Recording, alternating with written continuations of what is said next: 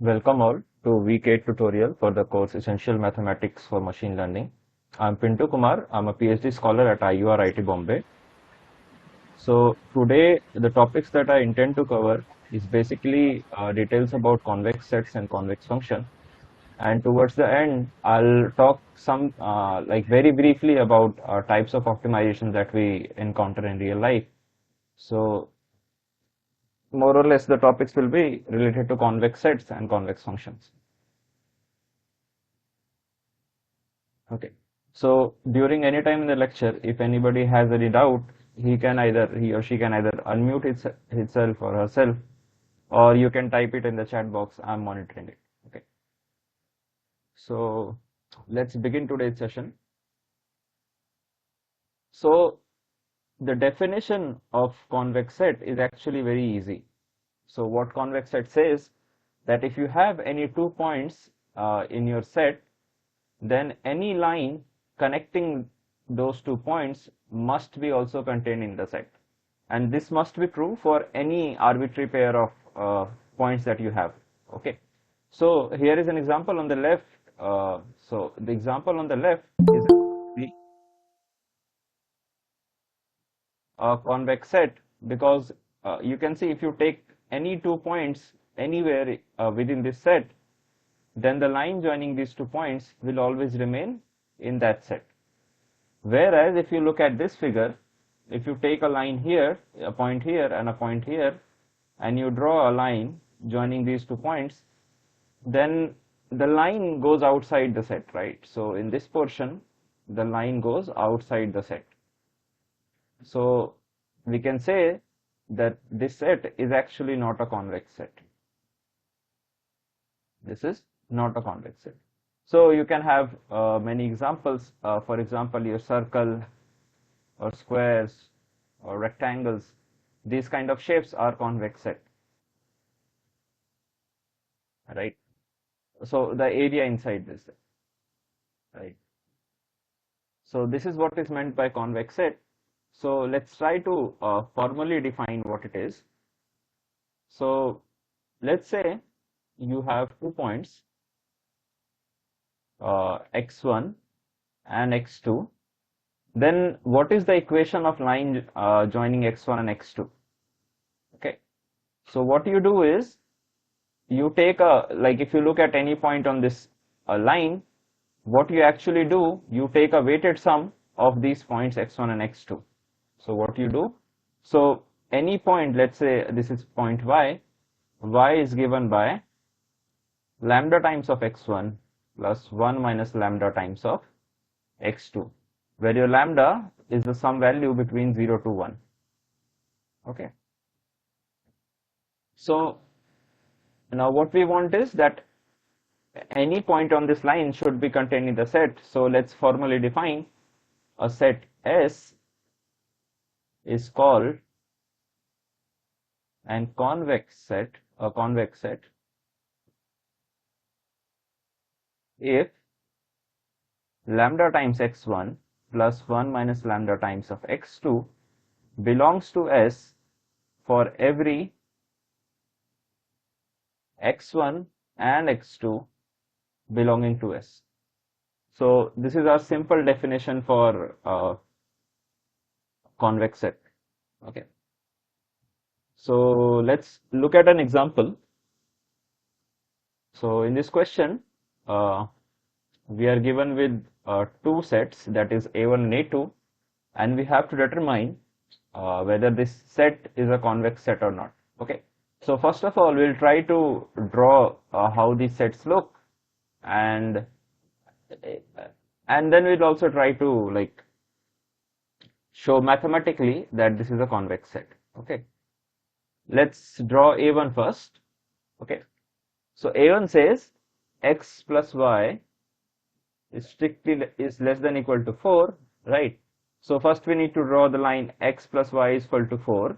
So let's say this is the point 4, 0 comma 4, and this is 4 comma 0, right? Then this is the line x plus y is equal to 4, right? So this is actually a straight line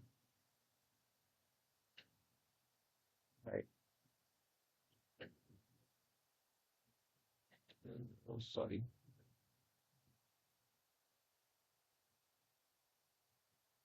Yeah. So what we want, that x plus y is strictly less than equal to 4. So this is actually this portion of your graph, right? Now we also have some more condition that says x plus y should be strictly, x and y should be strictly greater than equal to 0.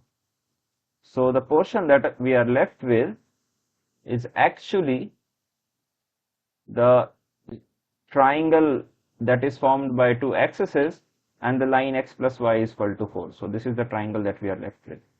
Okay. So now if you see that if you have any 2 points within this triangle, then the line joining these 2 points will still be in the triangle, right? So if you take any 2 arbitrary points, then the line joining will still be in the triangle.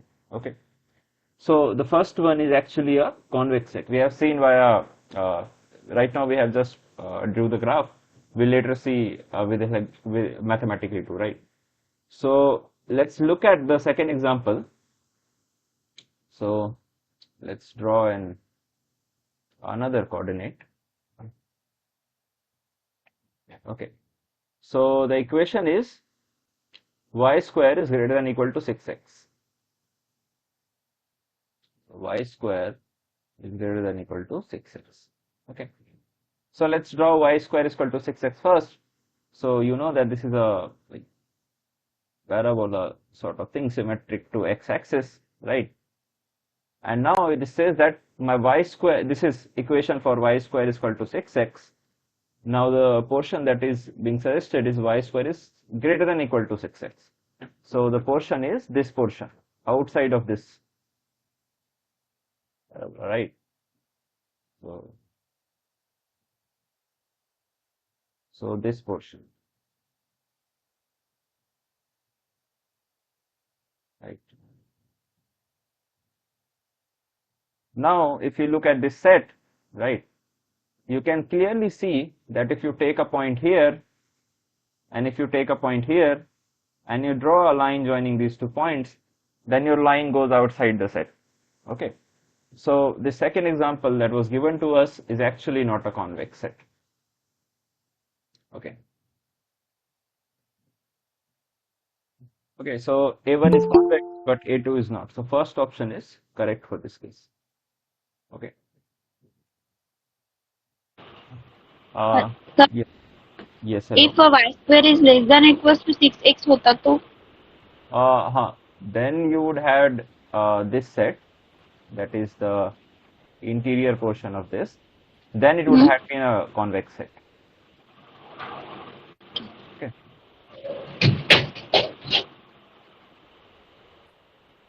Okay.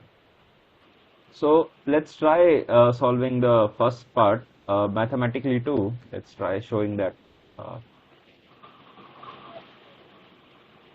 Okay. Although it's an intersection of sort of 3 lines, but let's try. So this says that x plus y is strictly less than 4, right? So let's say you have 2 points. First one is x1, y1.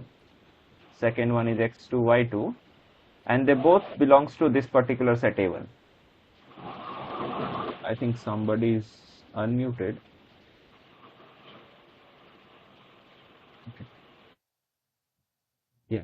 So they both satisfy the property that my x1 plus y1 is less than equal to 4 and x2 plus y2 is less than equal to 4, right? Now let's look at this particular point. So this is lambda times x1 y1 plus 1 minus lambda times x2 y2, where my lambda belongs to set 0 to 1, right? So now what we want to show that this point is also satisfy the property of this set A1. Okay.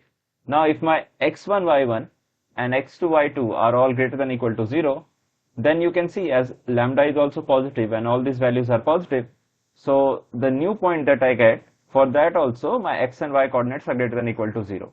So I'm not worrying about the second condition that is given to me. I'll just try to prove the first condition. Okay. So now if we look at this, so this gets to, so the point that I get is lambda times x1 plus 1 minus lambda times x2. Okay. And the second one is, this is lambda times y1 plus 1 minus lambda times y. If we look at x1 plus y, that is x plus y, now this is lambda x1 plus 1 minus lambda x2 plus lambda y1 plus 1 minus lambda y2, right? So we just collect the similar terms. So this becomes x1 plus y1, and this is 1 minus lambda times x2 plus y2. Now we know that this particular term is less than equal to 4, and this one is particular term is also less than equal to 4. So we can say that this is less than equal to lambda times 4 plus 1 minus lambda times 4, which is equivalent to 4 lambda plus 1 minus lambda, which is 4, right? So this means that this point satisfies the property for my set A1, and because I chose x1, and so the points that I chose x1, y1 and x2, y2, these points were arbitrary. So my set A1 is indeed a convex function, convex set, sorry. Sir, how can we say in this condition? I can't understand. How can we say? Which line you don't understand? Sir, last our answer is 4. Yeah. So Then this is, from this, how can we say A1 is convex? so what we proved is, so okay. So what we did is we took two arbitrary points x1, y1 and x2, y2, and then what do you need to prove for convex set? That my lambda, let's say this is point A and this is point B, then lambda times A plus 1 minus lambda times B should also be less than equal to 4, right? So so this lambda times A plus 1 minus lambda times B should belong to my set A1. This is what I need to prove, right? So what is my lambda times A plus 1 minus lambda times B? I get this point. So I need to prove that this point belongs to my set A1. Okay. Now what is the property of set A1? That is my x plus y should be less than equal to 4. So I have taken the first component, that is your x part. So x plus y, I need to show that this is less than equal to 4. If I show this, then this point belongs to A1. So that is what I have proved. Okay, sir. Understood. Okay. Okay. So any doubt about what is a convex set, or any doubts related to this?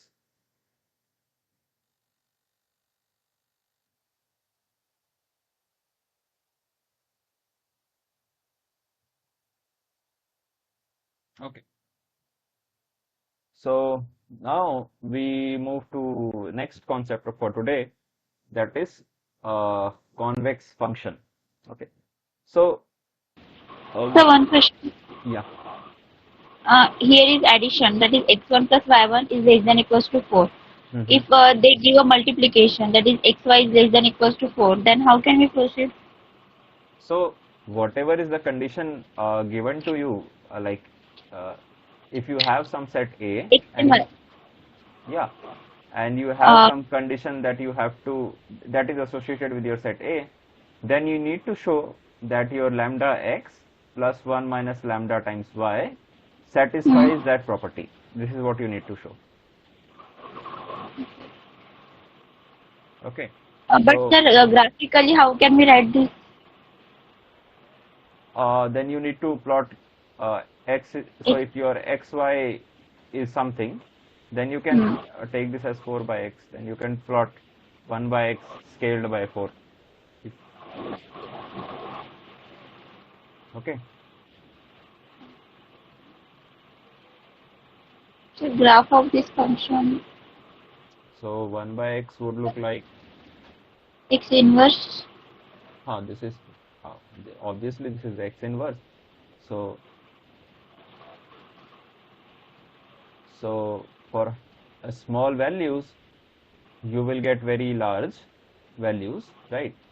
And then as your x increases, you will tend to 0, right? And on the opposite side, if you have negative values, so you will get very high negative values. And as this increases, again you will tend to 0. So this is something that 1 by x will look like. And our working area is middle of this. So that depends on the sign of inequality then. So what is the inequality that you have placed? If a less than or equals to 4 होता तो So that means your y is less than equal to 4 by x. So this is your line for 4 by x, and you want your y to be less than this, right? yes sir. So then the area would be very different. So for this portion, it would be this much, right? Okay. And for this, it would be this portion, because you want your y to be less than this line. Means which is not convex. No, this set is not convex. Okay. Okay. Yeah. Because if Okay, sir. you take a point here and here, then you goes outside. It does. Yes sir. Okay. Now, just a small comment that why do we actually want to study convex set? So when you look at optimization regime, so in optimization, what you do is you have some objective function, right? And there are some constraints associated with it. Okay. So when you did linear programming in class 11, 12, you had something like maximize x plus y plus 3z, and subject to some constraints that your x plus y should be less than equal to 5, or 3x 2x plus y should be greater than equal to something. So when you look at these constraints and you get a set of points which satisfies all your constraints, that particular set is known as the feasible region. Okay. So when your feasible region is convex, then like there are many nice methods to optimize your objective function. Why so? Because if you have something like this, if you are looking at this point, right, then you need not worry that the point, if you move in any direction from this point, as far as you are not getting outside this set, then every point is a feasible point if you move from some point, right? So you need not worry about getting out of the feasible region. So that's why sort of this convex sets becomes important. Okay. Now we go to something called convex function, which has even more beautiful properties when it comes to optimization. So what is a convex function? So if you define a convex function, its definition is pretty simple. So what is its definition? Again, your x1 and x2, let's say, belongs to some feasible region. Let's not talk about feasible region. So x1 and x2 belongs to domain of your function f, right? Then if you take, let's say, x1 and x2, and you draw a line between x1 and x2, okay? So the equation of line is given by lambda times x1 plus 1 minus lambda times x2. Then the value of function at some intermediate point, let's say y, it's strictly less than, or if it is strictly less than, then it is called strictly convex. Okay. So if it is less than equal to, it is called convex. So it is less than equal to lambda times of f of x1. So function value f of x1 here plus 1 minus lambda times f of x2. So if you take line joining now f of x1, so let's say this is your x1, this is your x2 point, this is your f of x1, and this is f of x2. So if you take a line, I think I have inverted the symbol here. So this should be, no, this is correct. Okay. So if you take points f of x1 and you take point f of x2 and you draw a line between these 2 points, right? And if you look at the, let's say this point, right? This point. If you look at this interpolation over here, then the value of function at the point y is always less than equal to if you would have taken the line joining f of x1 and x2. So putting it in very simple words, what it means that, so if you have some function, let's say f of x, this is plot for f of x, okay, this is plot for f of x, and you take any 2 point on your graph, okay, and you draw a line joining that graph, then in that portion, so this is from x1 to x2, okay, then in that portion from x1 to x2, the graph of your function will always lie below that line. Okay, this is what it eventually means, that if you have, let's say, x1 and x2 and you draw a point line between f of x1 and f of x2, then the line is always above the graph of this function. Okay, so you can see this for any 2 arbitrary points. Let's say this is this and this point. If you draw a line, then the graph is just below that. Okay, so this is the definition. So this f value represents this portion, so values of function at points between x1 and x2, and this is less than equal to the value that we would have obtained by drawing the line. So that is represented by the right hand side. Okay, so this is what is meant by convex function. Okay, so now we have been asked to check whether some function is convex and whether some function is strictly convex or not. So strictly convex just means that if you replace this less than equal to with strict inequality, then that is strictly strictly convex. Okay, so if you look at the graph of this mod x, how does graph of mod x appear? So graph of mod x looks like this. Okay, so now if you see this easily, you can see that if you take any 2 points and you draw a line joining these 2 points, right, then your function values lies always below this line, right? So the convex part is ticked, that it is convex, right? Now what about strictly convex? Now if you take this point, this purple point and this purple point, and you draw a line, so that overlaps with the function value. So what it means that your f of, so if this is x1, if this is x2, then f of lambda x1 plus 1 minus lambda x2 is equal to lambda times of f of x1 plus 1 minus lambda times of f of x2. Okay, so this is equality over here, but to say that it is strictly convex, we should have got a strict inequality, which is not the case in this example. So that's why this is not strictly convex, but just a convex function. Okay, any doubt in this example? No, sir. Okay, so now this is another example.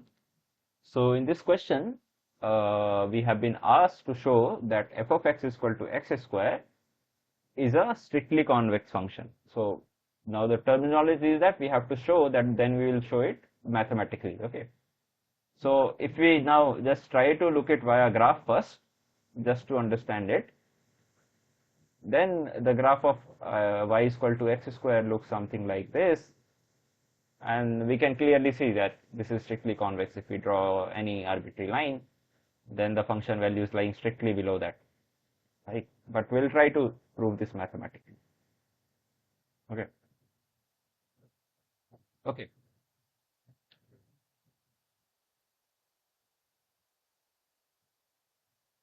So let's begin. So what we have? Let's begin with left hand side, that is f of lambda x1 plus 1 minus lambda x2. Okay, and we want to reach to a position where we can show that this is strictly less than lambda times of f of x1 plus 1 minus lambda times of f of x. Okay, so let's begin with this part. Okay, so what is the value of lambda x1 plus 1 minus lambda x2? This is just lambda x1 plus 1 minus lambda x2 whole square. Let's break this out. So this would be lambda square x1 square plus 1 minus lambda square x2 square, right? And plus 2 lambda into 1 minus lambda x1 x2. Okay, so this is what we get. Now let's what we can try is we have to get something of this form, that is lambda x1 square plus lambda x2 square. Okay, so let's just try to break this out. So if we take x1 term common, do we get something? I don't think so. So okay,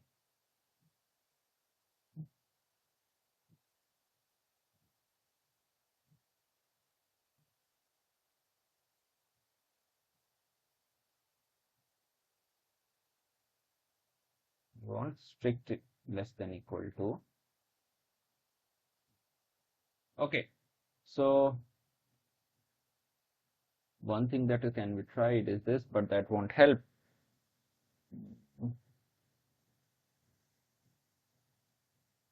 We just need to get rid of some terms.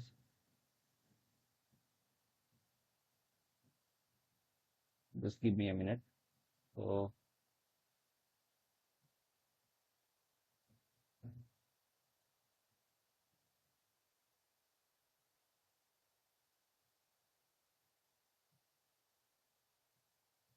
okay, let's try to just let's try taking lambda common. I'm not sure whether we'll get somewhere. Okay, then we get 1 minus lambda 2 plus no, this won't help.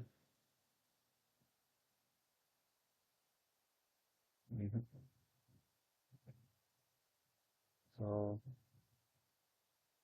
just need to show that this is strictly convex.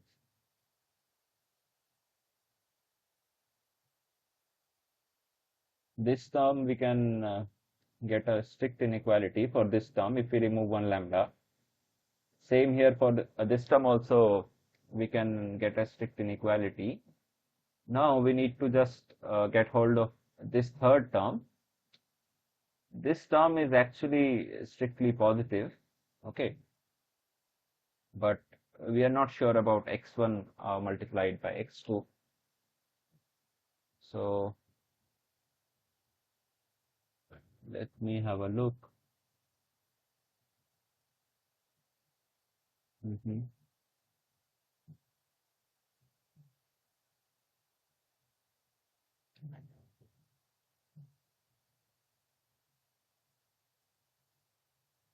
I think some terms will get common, and then we have some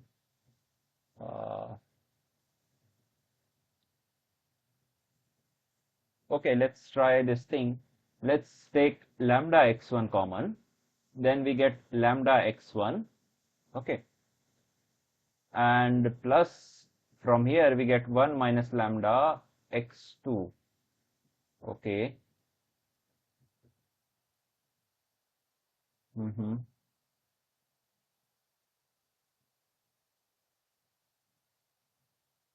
Okay,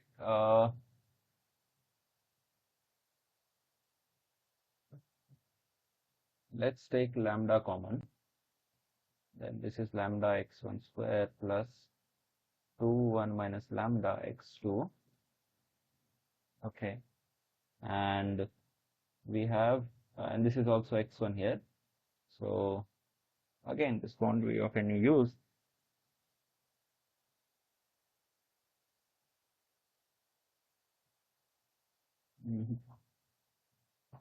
This is not helping.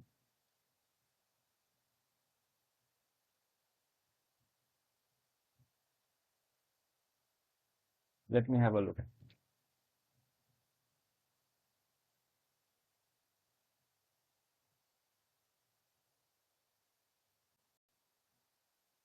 So let's say I want some inequality on 2x1, x2.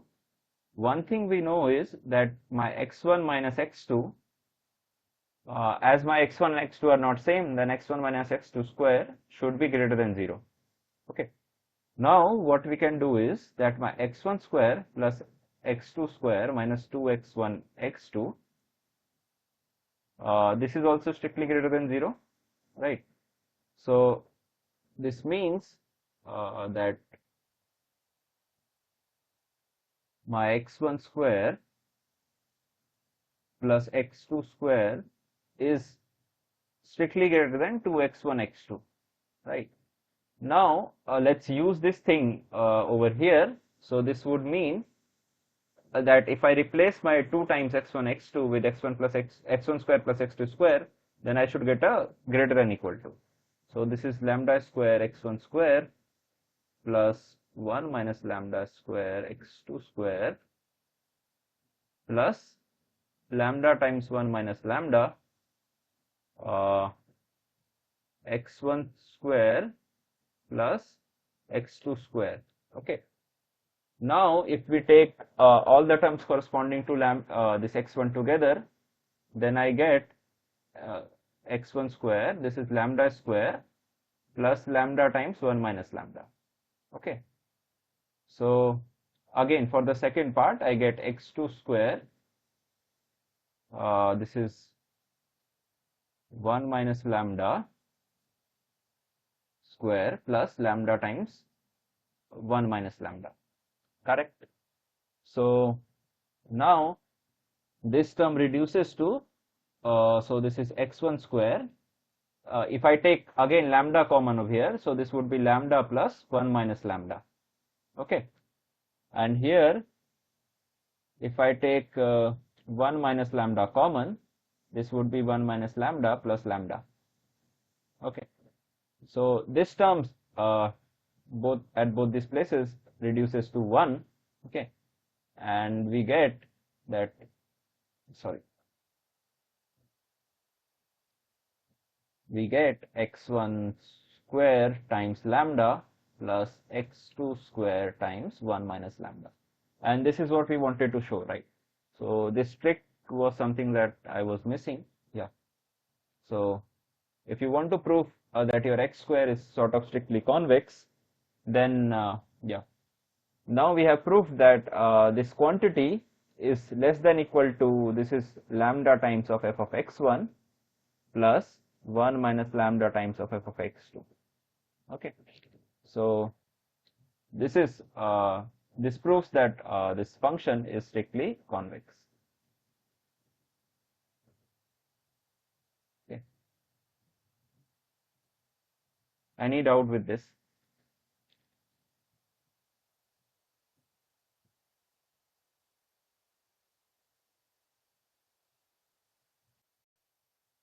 To the power alpha or any real number. No, so I have a example related to that also. I think I had. So it is not always necessary. So for example, your function x cube is not convex. Okay. So because if you draw your x cube,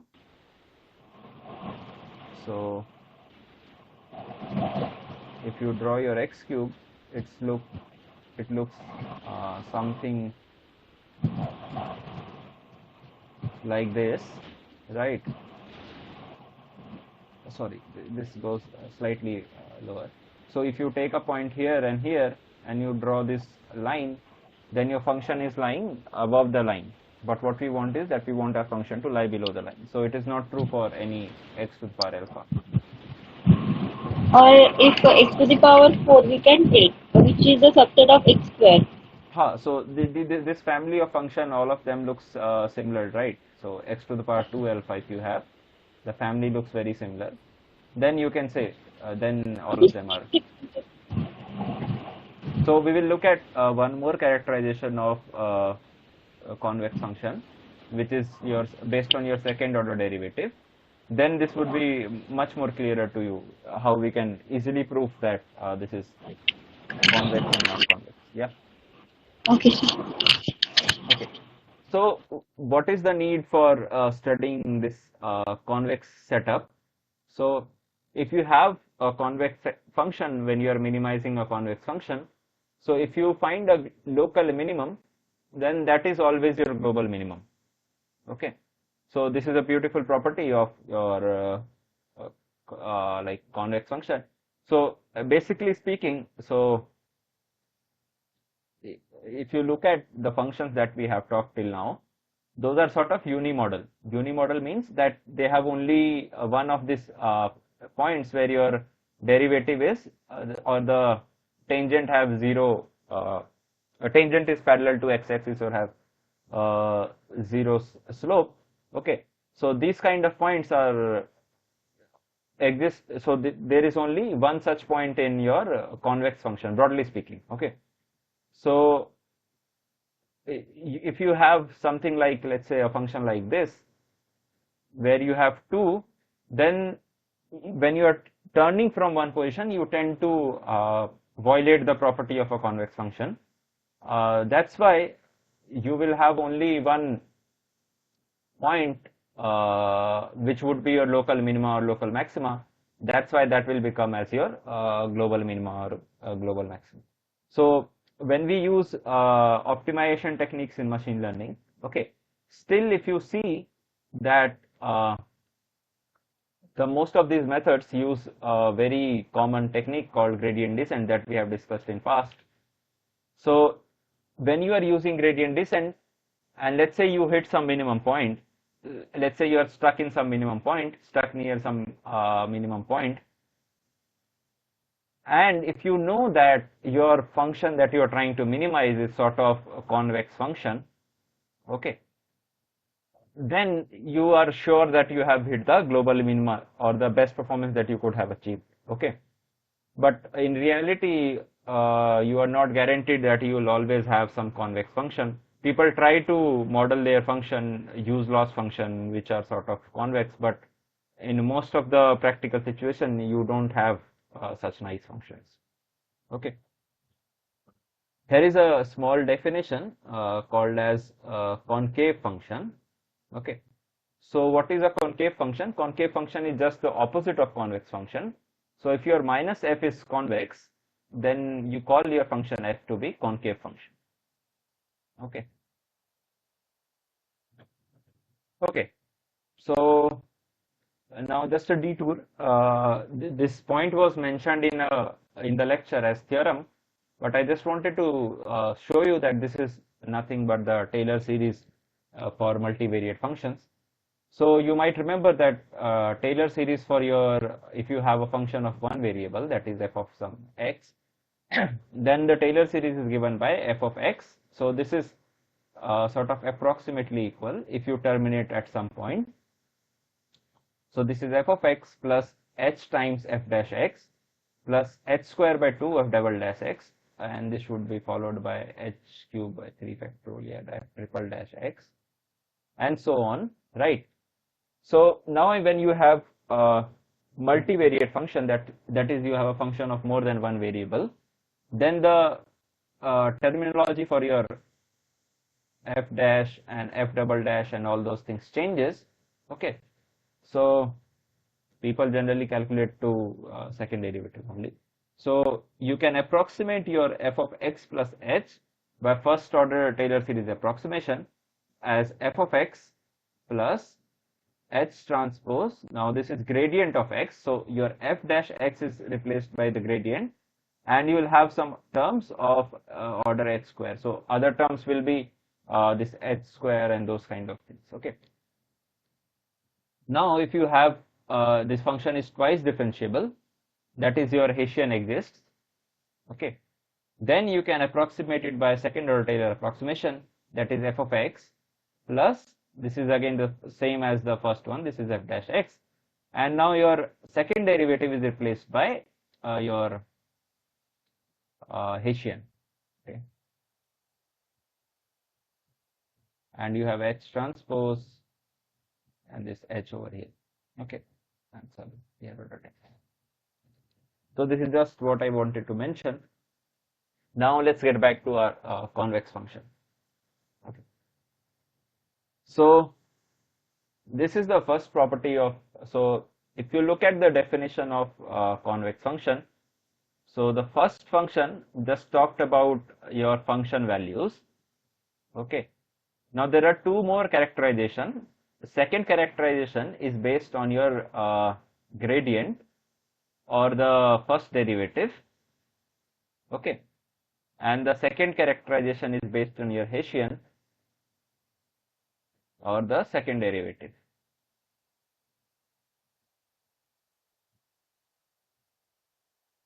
Okay. So what is this first order characterization? This means that, so if you have a convex function, okay, if you have some convex function and you take tangent at any point, let's say I'm taking a tangent at this point, then your tangent will always lie below the function. Okay, so this is the second order, the first order characterization, that your tangent at any point will always lie below the curve. Okay, so something like okay. So this is mathematically written as this, that your f of x1 minus f of x2 is greater than equal to x1 minus x2 times gradient of that x2. Okay. Okay. So this is your first order characterization, but the important thing to remember is your second order characterization, because this gives you a very easy way to check whether a function is sort of convex or not. Okay. Here in the first two characterization, you have to prove some inequality and those kind of things. But in this one, what it says that if you calculate its Hessian matrix, and if this Hessian matrix is positive semi-definite, we have covered about what is positive semi-definite and all those things in detail in previous lectures. So if you just show that your this thing is positive semi-definite, then you can say that your function is a convex function. Okay. So there are, just to recall, there are sort of 3-4 ways to check whether a matrix is positive semi-definite or not. The first one is your basic definition, that is your so your A is positive semi-definite if your x transpose AX is greater than equal to 0 for all x. First characterization is this. Second is that all your eigenvalues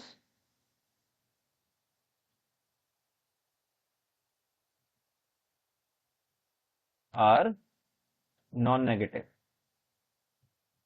that is greater than equal to 0. Okay. And third one comes from your principal minor that you calculate. Okay. So we talked about the principal minors also, right? So based on the sign of minus, all your minors should be greater than equal. Okay. So let's look at the first example, and we'll try to solve them using the second order characterization. Okay. There is one question. If we have given a single function like trigonometric function sin x, then how can we calculate Hessian matrix, that is sin x का derivative cos x, or cos x का derivative with respect to x is again minus of sin x. and other derivatives are 0. Why is it 0? Because if we calculate sin x with respect to y, Okay. So when you have a function of two variables, then your Hessian is 2 cross 2, right? yes, So here you yes have sir. f of xx, here you have f of xy, here you have f of yx, and here you have f of yy. But if you Uh, have a function of only one variable, yes then sir. your Hessian is nothing but f double dash x. So the matrix is just 1 cross 1, where your only entry is f double dash x. Then you just need Okay, to check the sign of this thing. Okay. okay sir. So yeah. Okay. Okay. Now this is the question given to me. Now if you remember, we have to check that all my minors are greater. So there are a couple of ways to do this question. You can try going into eigenvalues also. You can try to write it as x transpose ax, but those requires a bit of calculation, so we'll go via minus method. So my first one, so if I delete my second row, second and third row, and second and third column, so I get my first minor, that is my 2. So first, so this is of size 1 cross 1. Now if I delete my first and third, so from here also first and third, I am left with k. Okay.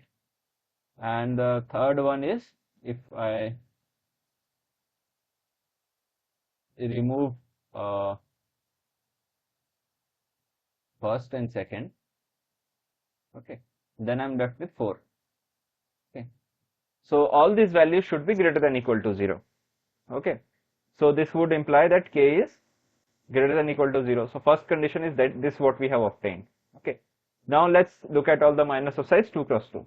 Okay. So let's say I remove first row and first column. What do I obtain? I obtain this thing. So the determinant of this particular thing is 4k minus 1. Okay. Now let's get rid of this thing. So this is just a constant value which we will obtain as 7. So we are not very interested in this. Okay. So the last one would mean that this is 2k, right? So what we want is that all these values should be greater than equal to 0. So this would imply that my k is greater than equal to 1 by 4. Now let's look at the minor of size 3 cross 3. So let's try to evaluate a determinant along, let's say, this column. So this is 2 times 4k minus 1 plus 1 times, this is 0 minus k, right? So this would mean that the 8k minus 2 plus 1, sorry, minus k should be greater than equal to 0. So this would mean that my 7k minus 2 is greater than equal to 0, or k is greater than equal to 2 by 7. Okay. So we have been asked about positive definite, not positive semi-definite. Okay. So we can replace all these greater than equal to by strict inequalities. Okay. So we have 3 conditions on k, right? We are having 3 conditions on k. So if you take the intersection of all this condition, we get k is greater than equal to 2 by 7. So my fourth option would be correct. Okay. So please again repeat the question. So what didn't you understand in this? The minor is correct. Understand. So from all the minors of size 1 cross 1, we got these 3 conditions, that we want Yeah. this to be greater than equal to 0. So these 2 terms are constant. So the middle one gives us that k is greater than 0, right? Sir, can you say that first condition as picking up the diagonal elements?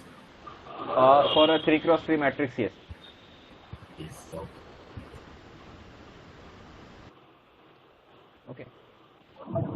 Yeah, so similarly from the second one of size 2 cross 2, we got that k is greater than equal to 1 by 4. And from third one, we got k is greater than 2 by 7. So you want to take a k that satisfies all these three, right? So your 2 by 7 is greater than 1 by 4, right? So that's why I picked up the last condition, that my k should be greater than 2 by 7. Okay. Okay. So let's look at this example. This says that we have to find a condition for alpha for which my function is a convex function. Okay. So we'll again use the Hessian technique. Now this function f is a function of only one variable. So my Hessian reduces to f double dash x. Okay. So what is my f dash x for this? This is 2 alpha minus 1 x to the power 2 alpha minus 2, right? And what is my f double dash x? This is 2 alpha minus 1 into 2 alpha minus 2 and x to the power yeah, so this would be 2 alpha minus 1, right? Now x is from 0 to infinity to r. Okay, so whatever I raise my power, whatever this term is, so x to the power anything would be greater than equal to 0, because f is a function from positive side of this to r, right? So this term is greater than equal to 0. Now if I want my f double dash x to be greater than equal to 0, what I need to show is that this particular thing is greater than equal to 0. Okay, so there is only two possibility if I want to show this greater than equal to 0. Okay, so this is that 2 alpha minus 1, I want this to be greater than equal to 0. So either both of them are greater than 0, that is 2 alpha minus 1 is greater than equal to 0 and 2 alpha minus 2 is greater than equal to 0, or this is that both of them are satisfied, or both of them are negative. Okay,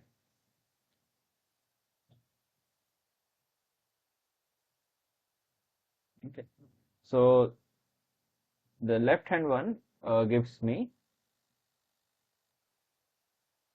that alpha is greater than equal to 1 by 2, okay, and alpha is greater than equal to 1, okay, and we have an or here which says alpha is less than equal to 1 by 2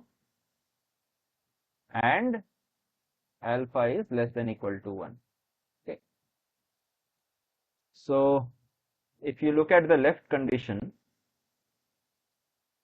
you get alpha is greater than equal to 1, right, and or alpha is less than equal to half. So you get alpha is less than equal to half, or sorry, alpha is less than equal to half, or alpha is greater than equal to 1. So the last option is the correct. Okay. The last two lines, please. So this is something like this condition or this condition must be satisfied. So alpha is greater than half and alpha is greater than 1. So what is the value of alpha which satisfies both this condition? The value of alpha is greater than equal to 1. Similarly, alpha is less than half and alpha is less than 1. So the condition that satisfies both is alpha is less than half. And we had a or in between, so we just merge these two conditions. Okay, was that clear? Yes, sir. Okay. Okay. So yeah, so we have a question where we are given a function from R2 to R, and we have been asked to check positive definiteness and semi-definiteness and those kind of things for this particular function at 2 points that we are given. Okay, so we'll try to do that. Okay, So first of all, let's construct the Hessian matrix. So you have f of xy as x cube minus 12xy plus 8y cube, right? Now what is f of x? This is 3x square minus 12y, right? The last term vanishes, okay? And what is your f of y? F of y is minus 12x plus 24y square, right? Now what is your f of x? This is 6x, right? And f of y is your 48y, right? I hope I'm doing it correctly. Now we also need f of xy. So this would be minus 12, and f of yx would also be minus 12. So the gradient that you obtain is 6x minus 12 minus 12 48y. Okay. Now we have been given 2 points at which we have to check its positive, semi-definite and definite. Okay. So my W first point is W is equal to 1, 2. Okay. Right. So what we obtain that W is 6 minus 12, 12 minus 12, and 48 into 2 is your 96. Okay. Now again we can use the same minor technique. First of all, let's delete the first row and first column. First column and first row, and we get 96. And if we remove the second row and second column, then we obtain 6, right? So both of them are greater than or equal to 0. Okay. Now if we calculate the the determinant of the complete matrix, this is 96 into 6 minus 12 square. 12 square is 144. So this is way greater than or equal to 0. So that's why this matrix that we have is positive definite or positive semi-definite. So at W we have this thing to be positive semi-definite at least. Okay. So we are looking at the other point. So the another point is V is equal to 0, 1. So V is given to be 0, 1. So gradient of f at V is 0 minus 12 and 48. Okay. So if you look at the size 1 cross 1 minor, this is 0, 48. But for size 2, this is 0 into 48 minus 12 square, which is minus 144, which is less than or equal to 0. And this one we got to be greater than or equal to 0. Now because the signs are opposite, so this is an indefinite matrix. Okay. So this option is correct, that my Hessian at W is positive definite, but the Hessian at V is indefinite. Okay. Any doubts with respect? Yeah. Sir एक बार ये minor वाली technique explain कर दो दोबारा, मतलब हमें कब use करनी है, कैसे? कौन सा माइनर टेक्निक? सर जैसे आपने यहाँ पे किया ना, deleting first column and first row. हाँ हाँ।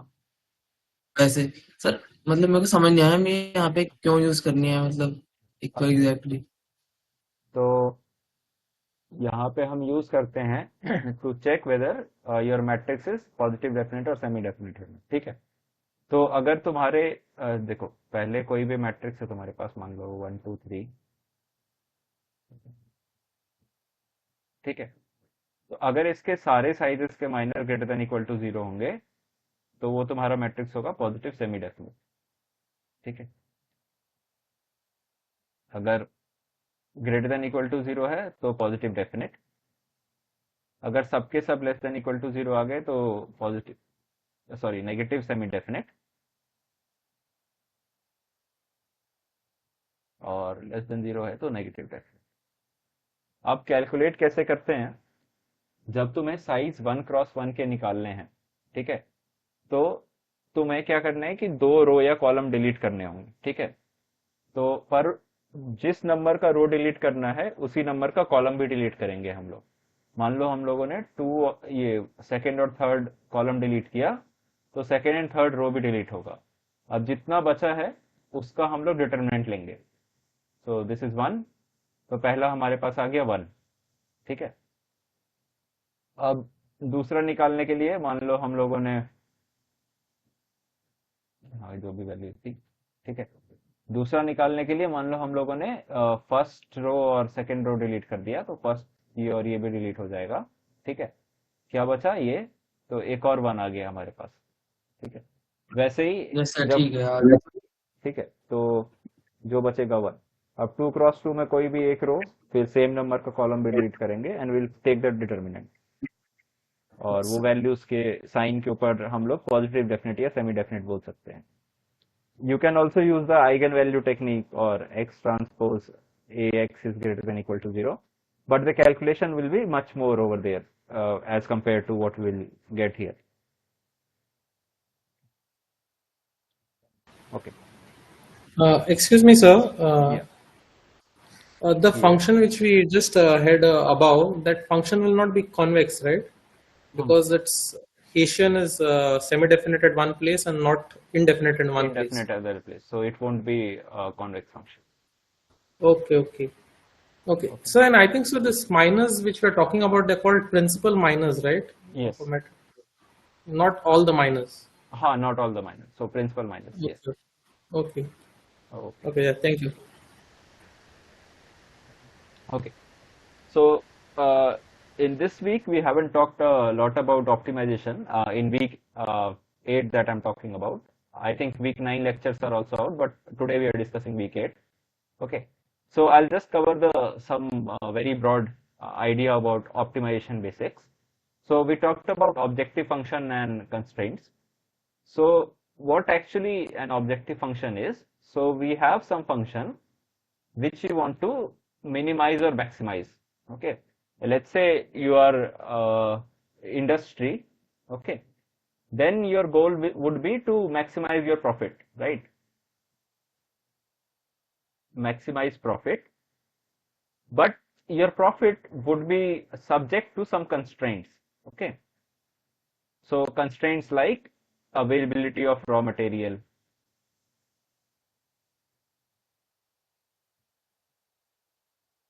right, and so availability of, let's say, labor. Okay. And so there would be few more constraints that you have to satisfy, and then you have to look for what is the maximum profit that you can get. Okay. So when you mathematically model it, there would be some function or a bunch of function that you want to maximize or minimize. Those are called your objective functions. And apart from that, your variables also sometimes satisfy some extra conditions that is necessary to be satisfied, right? So those are called your constraints. Okay. So now in this terminology, let's say if you have maximize, let's say x plus y minus z, and subject to, let's say, x plus y is greater than equal to 2, y minus x is less than equal to 1. So some random constraints. So what is a feasible reason? Feasible reason is a set of points. Okay. So this is set S, so that x, y, z satisfies all constraints.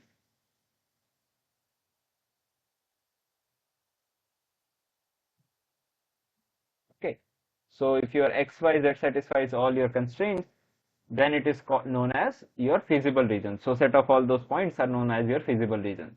So whenever you are optimizing, first you will look at the feasible region, and then you will find for maximum or minimum value of your objective function within that feasible region. Okay, so yeah, now what is a local minima? Okay, so let's look at a two-dimensional example. So you have a function, let's say like this.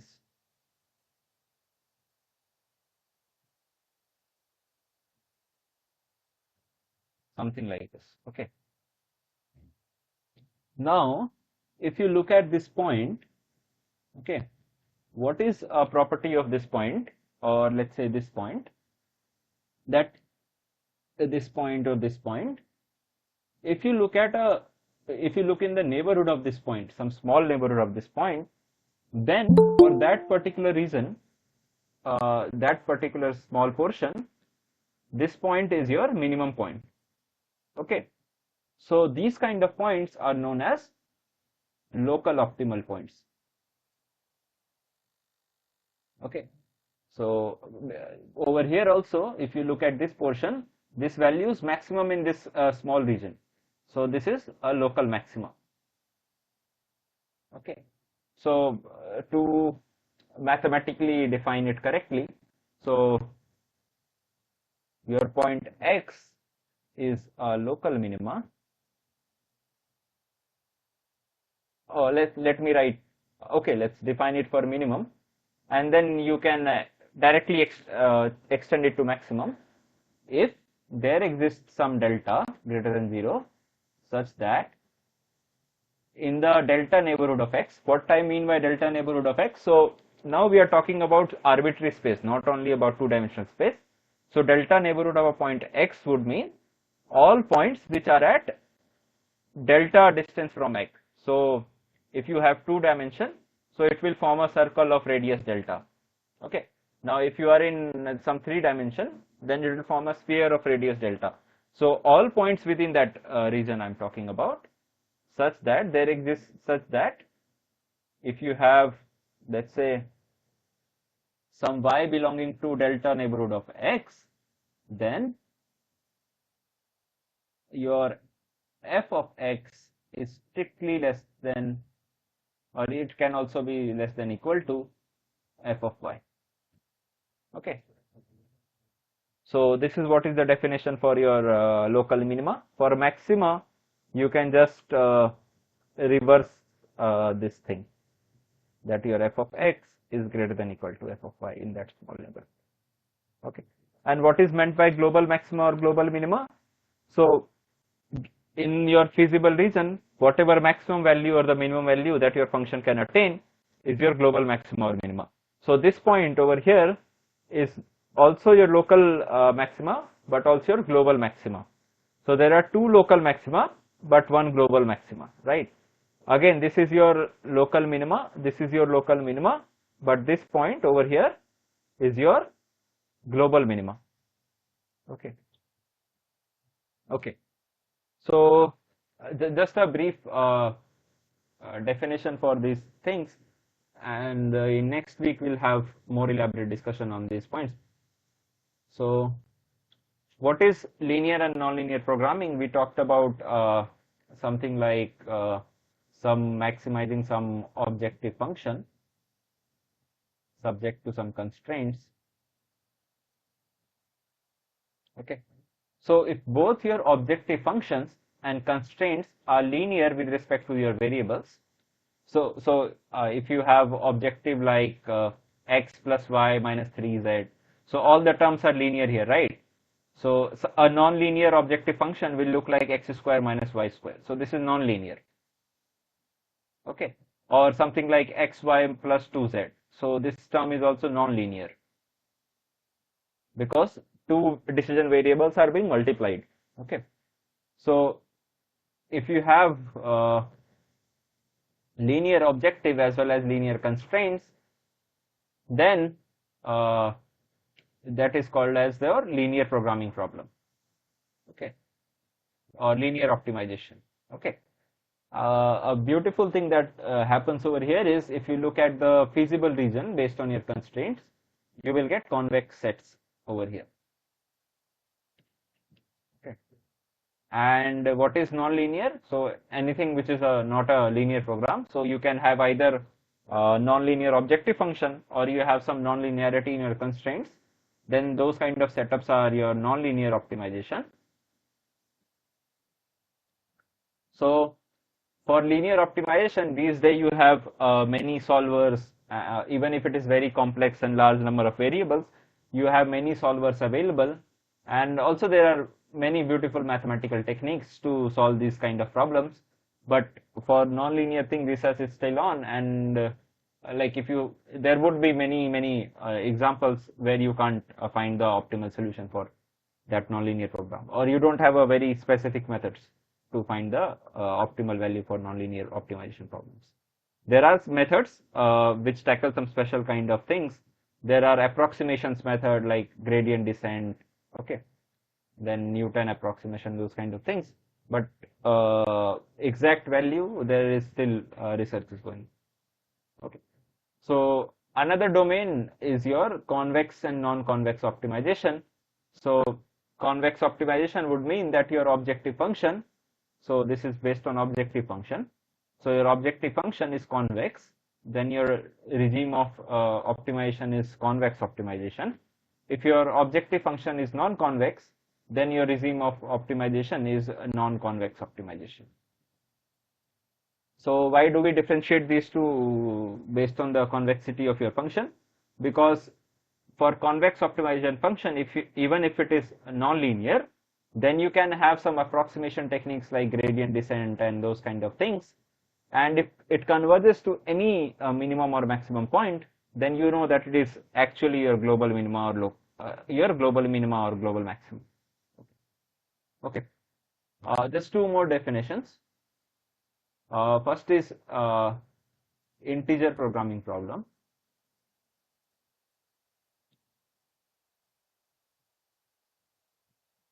So many a times, let's say you have some factory where you're manufacturing two items, let's say A and B, okay, and you want to maximize some profit, okay. Let's say this is given by this. You have two items A and B, so X correspond to the number of items that you want to manufacture for A, and Y corresponds to number of items you want to manufacture for B, and let's say this is subject to some constraints, okay. So many times you would get values for X and Y which are not integer, okay. But when you are manufacturing some things, then it doesn't make sense manufacturing, let's say, half mobile phone, okay. That doesn't make sense. So what you want is you want your values for X and Y to be integers, okay. So when you impose this extra constraints, that falls into a special class of like optimization known as integer programming problem. So yeah, I don't think we would be discussing more about this, at least in this course, because even if you go to some mathematics department course, then you will have a specialized course on integer programming problem, another specialized course on mixed integer programming problem. So it won't be possible to do justice to these things in just one course where we have many things to cover. So some methods, just to give you names if somebody is interested. So there are methods like branch and bound method. Okay. Then there are cutting plane methods. And there are several others. Okay. So another one is your mixed integer programming. MIP stands for mixed integer programming.